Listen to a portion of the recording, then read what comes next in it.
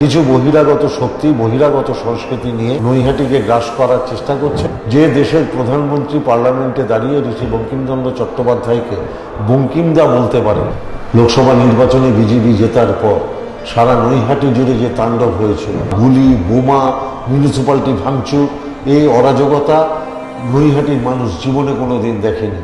আসবে যাবে মানুষ মাঝে আগুন হয়ে এসো। নমস্কার, আমি পার্থ ভৌমিক, আপনাদের নৈহাটির ছেলে। যেহেতু নৈহাটি আমার জন্মস্থান এবং আমার বেড়ে ওঠার জায়গা এবং নৈহাটি কৃষ্টি সংস্কৃতির শহর, নৈহাটির অনেক ঐতিহ্য আছে। ঋষি বঙ্কিমচন্দ্র চট্টোপাধ্যায়, হরপ্রসাদ শাস্ত্রী, ব্যারিস্টার পি মিত্র, কেশববাবু থেকে শুরু করে পরবর্তীকালে সমরেশ বসু, শ্যামল মিত্র, বর্তমানে রাঘব চট্টোপাধ্যায়, যারা নৈহাটিকে অলঙ্কৃত করেছেন, নৈহাটির পরিচিতি সারা বাংলা তথা ভারতবর্ষের মধ্যে ছড়িয়ে দিয়েছেন। আমি গর্বিত, আমি সেই শহরের ছেলে। সেই নৈহাটিতেই এবার প্রার্থী হয়েছেন দ্বিতীয়বারের জন্য আপনাদের আশীর্বাদ নেওয়ার জন্য মমতা ব্যানার্জি এবং অভিষেক ব্যানার্জি, যাকে তৃণমূলের জোড়াফুল প্রতীক চিহ্নে দাঁড় করিয়েছেন। আমার ছোট ভাই সনদদের জন্য আমি আপামর নৈহাটি মানুষের কাছে আবেদন করছি, নৈহাটির কৃষ্টি সংস্কৃতিকে বাঁচিয়ে রাখার জন্য আপনারা আমার ছোট ভাই সনদ দেখে জোড়াফুল চিহ্নে ভোট দিন। যদি আপনারা সনদকে বিপুল ভোটে জেতান, আমি দায়িত্ব নিয়ে আপনাকে বলছি, নৈহাটির যে কৃষ্টি সংস্কৃতি, অর্থাৎ নৈহাটিতে নাট্যোৎসব, নৈহাটিতে যে নৈহাটি উৎসব, নৈহাটিতে ফুটবল খেলা, নাচের অনুষ্ঠান, আবৃত্তির অনুষ্ঠান এবং বিভিন্ন যে সমন্বয় কমিটি তৈরি হয়েছে বিভিন্ন কালচারাল সেক্টরে, এবং সমস্ত স্কুলগুলোকে নিয়ে যেরকমভাবে ফুটবল প্রতিযোগিতা হয়, তাতে নৈহাটি যেটা কৃষ্টি সংস্কৃতির মূল রুট, সেগুলো অব্যাহত থাকবে।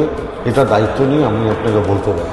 কিছু বহিরাগত শক্তি বহিরাগত সংস্কৃতি নিয়ে নৈহাটিকে গ্রাস করার চেষ্টা করছেন এবং তারা কেউ আমাদের শ্রদ্ধেয় এবং যাকে নিয়ে আমরা গর্ববোধ করি, ঋষি বঙ্কিমচন্দ্র চট্টোপাধ্যায়, তার নাম ব্যবহার করে নৈহাটির সম্মানকে কলুষিত করতে চাইছেন, ঋষি বঙ্কিমচন্দ্র চট্টোপাধ্যায়কে কলুষিত করতে চাইছেন।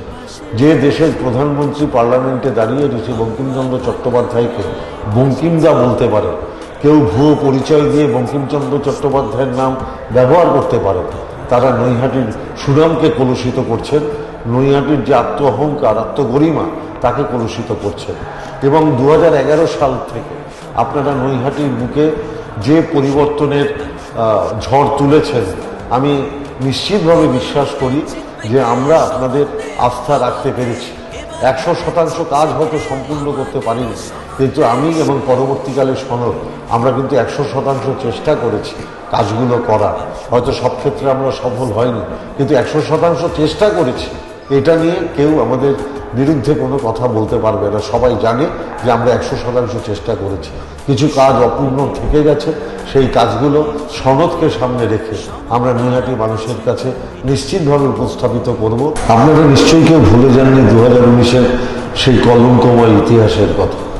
লোকসভা নির্বাচনে বিজেপি জেতার পর সারা নৈহাটি জুড়ে যে তাণ্ডব হয়েছিল, এবং আমার মনে হয়েছে পরপর 3 মাস নৈহাটিতে কোনো কালচারাল অনুষ্ঠান অনুষ্ঠিত হতে পারেনি। প্রচুর মানুষ ঘরছাড়া, প্রচুর মানুষকে বন্দুকের নলের ডগায় দিল্লিতে নিয়ে গিয়ে জোর করে বিজেপিতে জয়েন করানো হয়েছিল। গুলি, বোমা, মিউনিসিপ্যালিটি ভাঙচুর, এই অরাজকতা নৈহাটির মানুষ জীবনে কোনো দিন দেখেনি। আমি নিশ্চিতভাবে বিশ্বাস করি ওই ভয়াবহ দিন, ওই অরাজকতার দিন নৈহাটির মানুষ আর কোনো দিন ফেরত আনবেন না।